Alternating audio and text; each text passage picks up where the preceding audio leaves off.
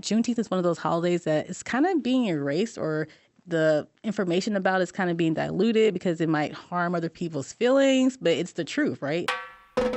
I'm Delia Colon, and this is a bonus episode of The Zest. I told you we'd be back. Citrus, seafood, Spanish flavor, and Southern charm. The Zest celebrates cuisine and community in the Sunshine State. Today, it's a Juneteenth Freedom Feast.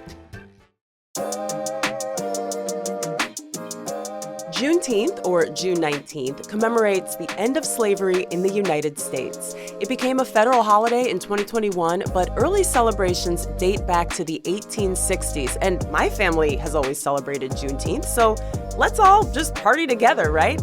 Now, today, Americans observe Juneteenth with festivals, family, and of course, food.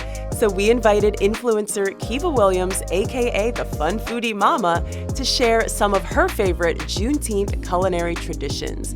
In this conversation, the Wesley Chapel resident and founder of Mahogany Kids Fine Arts Foundation explains the origins of Juneteenth. She also shares some of her family's favorite celebratory foods and drinks, and she offers advice for how everyone, regardless of race, can enjoy the holiday. Kiva starts by explaining how she became a food influencer. One day, years ago, I decided to walk away from my corporate job. I was, overwhelmed, mom of two, trying to climb this corporate ladder. And I just kind of just couldn't handle it anymore. So I decided to just try something else. At the time, I didn't have anything else to do. So I'm like, okay, I guess I'm the accidental stay-at-home mom. Because I'm like, I wasn't trying to be a stay-at-home mom, but I don't have a job anymore. Just needing that creative outlet, because once you're home with kids by yourself, your friends are at work, and you're home with kids who can't really talk and stuff, you're just like, oh my God, this is cool for a couple of months, but now it's like, I need something else to do. A couple of months? I would last 2 days.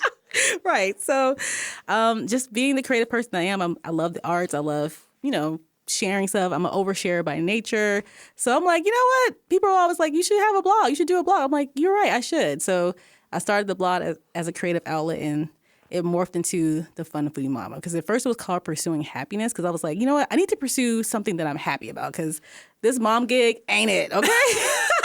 We love our kids. Right. Love them so much, but sometimes you just want something else, Mm-hmm. I mean, we wear many hats, but it's like, I need something that's mine that I can hone in on. And so I just let my creative juices flow, and here we are today. And I love it. Fun Foodie Mama, you share restaurants, yes, openings, mm-hmm, events, kid-friendly things to do, festivals. You're everywhere. You're never home. Right. You're really never home. We just talked about that. Right. Yes, we did. Okay. So we're here to talk about Juneteenth. Yes. You probably won't be home on Juneteenth either. But for people who don't know, what is Juneteenth? So Juneteenth it's now a federal holiday. Thank God. But it's a day that we celebrate the last slaves in Texas being free. So, of course, in 1863, there was the Emancipation Proclamation, but it took 2 years for other slaves to realize that, hey, we're actually free. So it's a celebration of the last slaves being free. Yeah, when they finally got the memo. Right, The exactly. comedian Josh Johnson says, yeah, the government really dragged their feet on that one. Right. Getting that word out. Yeah, so that's Juneteenth. Now, okay, I grew up in Cleveland celebrating Juneteenth, and I felt strange because not everybody was doing it. Was that your story too?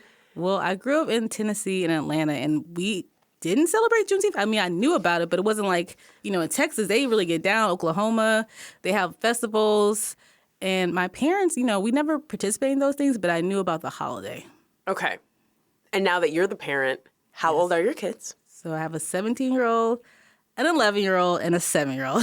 The whole gamut. Right. We're in high school, we're in elementary, we're in pre-K. It's a lot. It is. And the 17-year-old is my godson. Yes, crazy. Nathan 3.0. Nathan 3.0, that's what I call him.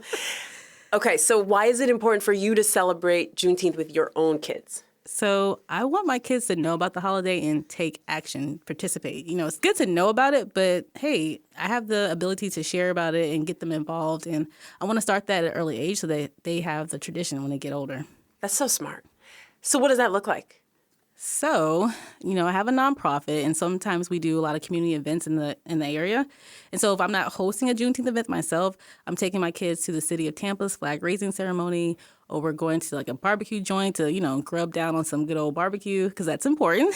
Always. And your nonprofit is called Mahogany Kids Fine Arts Foundation? Yes. And so our main goal is to empower minority youth through music, art, and dance. So, we do some activations during the year, and we try to get kids in the community to come out. And whether it's through arts, self-esteem workshops, or just using the arts to gather their attention, Yeah, I love that. Kids of different ages would celebrate in different ways. Can you give me, just like in broad strokes, how we might celebrate with maybe even your own kids, since they're 3 different ages? Yeah, so I would keep it simple. The younger kids, take them to the library, check out some books. There's a lot of literature on Juneteenth, kid-friendly books, For the preteens or the older elementary kids, go into YouTube and find a documentary. I think that's always good and educational. And then for teens or adults, there's a lot of movies on Netflix, like movies that inspire. So like sharing Black stories, of resilience. I remember the movie about Self-Made, Madam C.J. Walker. Oh, yeah, the hair billionaire mogul. Yeah, so it's like sharing stories of how we overcame things and showing African Americans in a positive light. I like that. Yeah. Because a lot of Black stories, whether it's movies or novels, I feel like it's either depressing. It's very depressing, like slaves being beaten, enslaved people. And not that didn't happen, but like you can't get stuck there. Right. Or just very raunchy. Yeah. And so I like finding the in-between. We watched the 688. Yes. Yes, Tyler Perry's movie about the Black women in World War II who sorted out all this mail that had been messed up because it was keeping their spirits up to receive mail from their loved ones and for the loved ones to know that their soldier was at least alive at the time that it was written. So yeah, there are those good stories out there. They're not that hard to find. Okay, I might have to add some stuff to my watch list. But we're really here to talk about food. Yes. Okay, talk to me. What are some traditional Juneteenth foods and how have they evolved over time? So I would say traditionally, our ancestors cooked over open flames. That was like their go-to style of cooking. So barbecuing is really big in Juneteenth. And of course, I'm from the South. I was born in Tennessee, raised in Georgia, and I live in Florida. And barbecue is like the thing that people do, So I would say I'm not sure about evolving because, maybe the things that you are barbecuing, of course, maybe before it was just whatever the scraps they gave us. And now we're cooking steaks and ribs and, more high quality things. But I feel like the open flame barbecuing is the go-to for Juneteenth. Yes. We had Toni Tipton-Martin on a few years ago, and she was talking about enslaved chefs cooking over an open flame. And if you really think about how hard that would be, especially if the women have on these hoop skirts, it could catch on fire. You've got kids at your feet. No pots, no pans, probably. I can't. No air fryer, I can't imagine. So to your point, maybe the food hasn't changed, but how we prepare it has gotten easier. I think so. Mm-hmm. Yeah. Okay, what else? What are some of the sides? So, of course, potato salad, no raisins, baked beans. I love baked beans. So, we love adding, some people put meat in their baked beans, but some people make it traditional, like with just onions and peppers and, a little bit of hot sauce and mustard. You got to jazz it up, How do you do your baked beans? Are you starting with a can? Because I am. Okay. Me too. Listen, girl, I have 3 kids. Right? Okay. I'm not doing anything from scratch. I'm not soaking dry beans. No. On a holiday. Right. Yes. Okay, so here's what I do for real. I get the Bush's. This is not an ad. Right. We would love for them to be a sponsor. But I get the Bush's vegetarian baked beans. We're on the same page. And then I'll add like onion, either maple syrup or brown sugar, mustard, barbecue sauce. And honey. Honey. Okay, I do maple syrup or brown sugar. Okay, so something sweet. Similar. And then I will I will bake that. Yes. So it is still baked beans. Exactly. Yes. Literally the same thing. But it's thick. Oh, it's like syrupy. Yep. Mm-hmm. Everybody loves it. It's That's my mom's recipe, if we can call that a recipe. All right, potato salad. I do not like potato salad, but I know. You don't like potato salad? Well, you're from Cleveland, so I guess I'll give you a pass. But come on, girl. I'm still invited to the cookout. Yes, you are. Thank you. And then coleslaw. Oh, no. Oh. I'm not speaking your language. I don't like mayonnaise, but I know that I'm in the minority, so keep talking. Okay. What do you do to your coleslaw? Okay, so I come from a background of cooks. I remember my grandma being in the kitchen. And funny enough, she would like sit there and slice the cabbage and the carrots. And I never realized that she put sugar in it until I started asking people for the recipe. And they're like, oh, yeah, sugar. And, Black people, we put sugar in a lot of things. So, yeah, there's a little bit of sugar added to it, but it's the cabbage. It's the red and the white cabbage. And then it's the carrots. And then, mayo, vinegar, some salt and pepper, and some sugar. All right. Yeah. Homemade coleslaw might be better, but I did hear somebody say there's always leftover coleslaw. That means it wasn't good. Mac and cheese, what are we doing? Yes, of course. Mac and cheese is a staple. I kind of defer to like my mom or my mother-in-law for those type of things because, slaving over a stove on Juneteenth is not really my go-to. No pun intended. But I know, right? But like, you want your aunties or your grandma's mac and cheese. So I kind of leave it to the professionals. I'm still in the paper plates and bringing a couple of sides, but when it comes to like meeting up for big events like Juneteenth, New Year's Day, I leave it to the grown folks. Like I let them still do their traditional thing. Understood. What about desserts? Okay, so the color red is very big for Juneteenth, and so red velvet cake, any type of red dessert. So let me think. Well, we got to talk about the red drink. We'll get to that. Yes, I make a good hibiscus drink. Ooh. I know my Caribbean friends call it sorrel. But, a Southerner, we use hibiscus tea and then add other things to it. It still keeps the red color, but yeah. Why is red such a big deal? So it's a nod to our ancestors, to the struggles they went through, the bloodshed, the tears, the struggle, Gotcha. Okay, let's begin.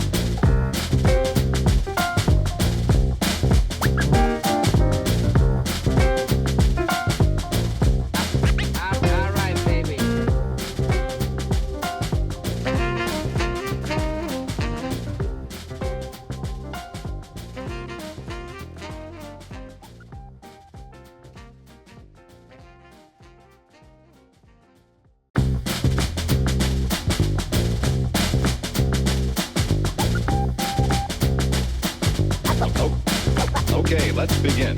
What about, we are here in Florida, and you mentioned like the Caribbean influence, but is there anything else, maybe like a regional specialty that we would be consuming on Juneteenth that perhaps other people wouldn't? Okay, so I'm glad you mentioned that because like I said, I'm from Tennessee, Memphis to be exact. So what we eat in Memphis is spaghetti and fish. I know people are going to go crazy about that, but have you ever had together spaghetti as a side and then fried fish and coleslaw together? Wait, what? I know. I can't even compute what you're saying right now. So I'm in Florida, so spaghetti, fish, and coleslaw all together? On the same plate. So like the spaghetti is like the side and the fried fish is like your meat, and then your other side is the coleslaw. And then of course you got to get a slice of white bread. It's a whole thing. So if you're from Memphis, St. Louis, Chicago, any of that region, Mississippi, that's a traditional dish that we have.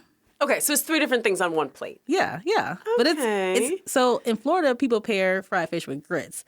But in certain areas, like I said, like Chicago, St. Louis, Memphis, even Nashville, we pair it with spaghetti. It's divine. And so speaking of that, I was watching High on the Hog. Yes. Season 1. Okay, docuseries on Netflix about African-American cooking. We've had some of the people featured in High on the Hog on this podcast. I know. You guys are fancy. Well, so listen, do you remember this episode in season 1 where he was, I forgot which country in Africa he was at, but he went back and they prepared him a dish. It was fried fish and it was like spaghetti. But it was noodles. It wasn't spaghetti. It was like noodles with tomato sauce. And I'm like, oh my God, I feel vindicated because my whole life people made fun of me outside of like Memphis for eating fried fish and spaghetti together. I'm like, see, my African ancestors did that. Wow. I got to find what episode it is, but they literally ate fried fish and a tomato-based pasta dish. So I'm gonna call it spaghetti. Okay, that's fair. Did they eat coleslaw? They didn't. Neither do I. That was the Americanized part. Once it traveled from the homeland and got to the States, we added our own little spin to it, We put our little flair on it. Okay. Right. All right, now how are the younger generations engaging with some of these food traditions? Because I find that my kids don't want a lot of those things that we think everybody likes. Well, okay, I have 2 foodies in my house. My 2 sons, they love the ribs and the barbecue, but they're not fans of the coleslaw and the potato salad. So I would say maybe just like slowly introducing to it sometimes of different shared events, as long as they taste it and kind of get acclimated to it. But yeah, you don't want to force things on them, but have it on display. Like, hey, you can try this. Yeah. Now your kids are eating ribs. Yes. Okay. Now a lot of people would say ribs are for the adults. I know, especially at the cookout, right? So you have like your hamburgers and your hot dogs and maybe some chicken for the kids, and then the ribs and and the steak is for the adults. But hey, I'm a modern mom. I mean, they're allowed to, explore the adult side too. I like that. Okay, a lot of people listening right now are not African American. Yes. And they want to get in on this. It is a federal holiday, so we should all be able to come to the proverbial cookout. Do you have any advice for people respectfully participating in Juneteenth food traditions if they're not part of this community? I do. I feel like, America's a melting pot. There's things that, other cultures are proud and sharing, the traditions, and other people can take part of it respectfully, like you said, but sharing the information with your kids, learning about Juneteenth, I think that's important. So they can come to the festivals, come to the flag raising ceremonies that, that happens throughout the different cities in the States. And I think that's a good thing. Yeah, for sure. And I know even some chefs will have special Juneteenth offerings on their menus. Have you heard about anything like that? Yes, I have. And it's always the barbecue. Can't get away from the barbecue on Juneteenth. What have you heard? I'm trying to think. What else? The red drink. Sometimes I'll have a special with like a pound cake. True. Red drink. Yeah. Like a combo. Yeah.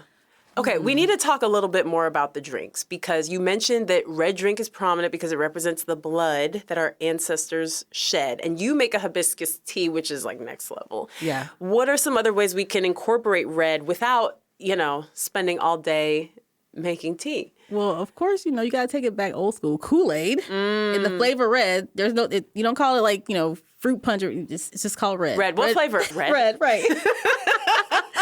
And then I'm also going to think back to my childhood, visiting my grandparents and going to the corner store. Have you heard of Tahitian Treat? Oh, yes. It's this red soda that's amazing. It's like a knockoff Hawaiian Punch. But it has like a fizz to it. It's like a soda. Oh, it does. Okay. Yeah. So that was like my drink of childhood. If you have a Tahitian Treat in a can, I'm friends. We can be friends. Oh my gosh, you are taking me back. Ooh, you could freeze it. Yep. In the cups. Yep. Turn it upside down. And then of course Kool-Aid, you can like put those in the cup too as well. The corner store lady had those on deck. Yeah. Okay. This is not like a healthy. This is not the day to like achieve all of your health goals. But. It's not. But you know what's funny? I'm thinking back to my childhood again, and my mom used to. Now she's like a health food nut, but before, she would make the Kool-Aid, and she would actually put fruit in it. Did your parents ever do that? To like make it seem like it was healthy? That was to like get sliced fruit, like oranges and like lemons. Assuage her own guilt. It was like a kid sangria. Oh my gosh. I actually kind of like that. As a mom, that's something I would try to pull off. Kool-Aid is cheap. It's little packets. Do they water. still sell Kool-Aid? When's the last They time do. you bought a packet of Kool-Aid? I have not, because I'm Team Aldi, and so they don't even have Kool-Aid there. But yeah, it's one of those things where you feel bad because you're literally dumping sugar. You are. I'm trying to and you're mixing it. Yep. Yeah. We had a picture that was just for Kool-Aid. Right. It was stained. It was stained red. Kool-Aid! That's the preferred color of drink. Yes, it's got to be red. You got to have something red on that table for sure. Okay, any other like modern twists or things we can do to celebrate maybe in a way that our ancestors didn't?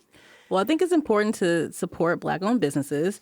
I know, sometimes you might not know who they are, so make sure you're on Facebook and social media, Instagram, following them, sharing their content, and supporting them. Yeah. You can start by following the Fun Foodie Mama. Yes. Because you always know what's going on.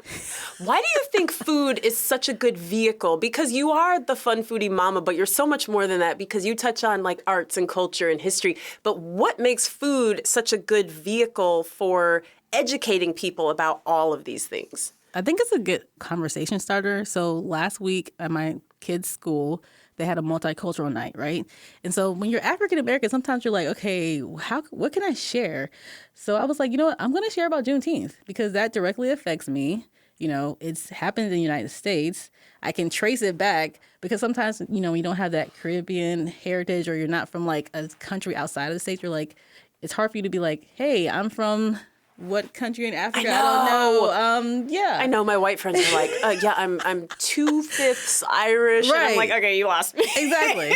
So I felt like Juneteenth was a good holiday to display about my culture. And so I brought some books out and I made some peach cobbler and I had some ice cream and people walked up to the table. They were so interested. They're like, hey, tell me about Juneteenth. as I'm serving them peach Right. cobbler Hey, tell me and about ice this cream. peach cobbler. I know. So I felt like the food brought them in, but they stayed for the information. So food is always a way to just kind of break the ice. That's good. Why do you think celebrating Juneteenth is more important now than ever? Well, as a mom, I have 3 kids, right? Juneteenth is one of those holidays that is kind of being erased, or the information about it is kind of being diluted because it might harm other people's feelings, but it's the truth, right? So I want to make sure that my kids know about it, and it starts with me. It starts at home. So I'm not going to wait for the school system or organizations like the Smithsonian Museum. They're being attacked, right? Things are being taken away. So I can't wait for them to go there or to hear about it in school. I have to start my own stuff. So I think educating at home and just letting the kids know about the holiday is important. Yeah, for sure. Do you know of any events or where people can find events other than following you on social media? I do, actually. So the city of Tampa, they have a flag raising ceremony every year. It's a good one. I take my kids to it. It happens at City Hall. There's actually a Tampa Bay Juneteenth Coalition. So they put on events, bring out vendors, and support Black-owned businesses. And, of course, there's a big one at Raymond James. It's called Rock the Block Festival. And this year, they're actually having a week-long festival. So that Monday of Juneteenth through that Saturday, there's lots of events happening. So make sure you follow her page. Wow, very cool. Okay, do you have a recipe to share? Not coleslaw. Okay, wait. Before we move on to the recipe, I have to shout out the USF Black Alumni Society. They actually have a Juneteenth event. It's called the Beacon of Change. It's happening on June 14th, and they're going to be awarding local change makers in the community and having a program. So, wow. yeah, so follow their page. I like that. Black Alumni Society. Okay, that's good. And some of the museums do Juneteenth events, too. We have a ton of museums in Tampa Bay and throughout Florida. So yeah, because actually 2 years ago, we met at one. Art Museum. Yeah, Tampa Museum of Art. Mm-hmm. Yeah. They were doing family portraits, which I thought was really cool. Yes. They were doing free family photos. Did you ever get yours? We did. Did you get yours? I think so. I don't remember. Ours is framed. Ours is hanging up. But I love that it's a family day. Yeah, because if you free. think about slavery, families were separated. You had no agency. You could have a child. That child, if you were enslaved, your child was automatically enslaved. Like, can you imagine? I know. And so just to celebrate that freedom, Right. I mean, we do have a lot of freedom. Yeah. There's still strides we'd like to make, but to stop and acknowledge the progress, I think, is pretty It's very great. important. Yeah, I agree. Okay, recipe. You've had time to think about it. So, I mean, we talked about baked beans and we talked about potato salad. So I would say we grill at my house. So I'm in charge of seasoning the meat, and my husband's in charge of grilling. So I can share like my barbecue sauce that I make. Ooh, homemade barbecue sauce? Yeah. Okay, so we can put that recipe on our website? Yeah. Homemade barbecue. Kiva, okay, so you're making homemade barbecue sauce. It's for Juneteenth. You gotta go You're out. making homemade tea.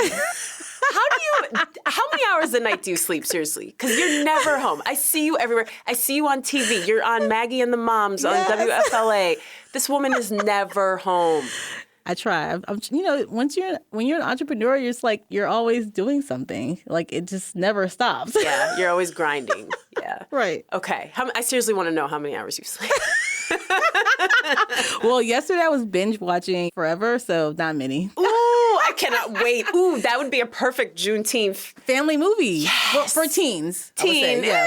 But yeah. Based on Judy Blume's Forever, Yes. but reimagined with like a black cast. Yeah, and it's done beautifully. They did a really amazing job. I want to watch that. Yeah. Okay, so you don't sleep very much. No, Okay. no, as a mom, you gotta wait till everybody's done, with bothering you, love them.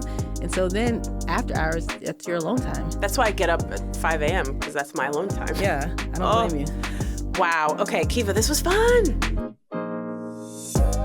That's Kiva Williams, founder of Mahogany Kids Fine Arts Foundation, and you know her on social media as the Fun Foodie Mama. She shared her recipe for homemade barbecue sauce, and you're gonna need that not only for your Juneteenth Freedom Feast, but for all your summer gatherings. So go ahead and get it right now on our website, thezestpodcast.com. I'm Dalia Colon. I produce The Zest with Andrew Lucas and Alexandria Ebron. We're supposed to be taking some time off to cook up some new episodes for you, but sometimes we just can't resist sprinkling in a little extra something. So make sure you are subscribing, liking, all the things wherever you listen to podcasts. The Zest is a production of WUSF, copyright 2025, part of the NPR network.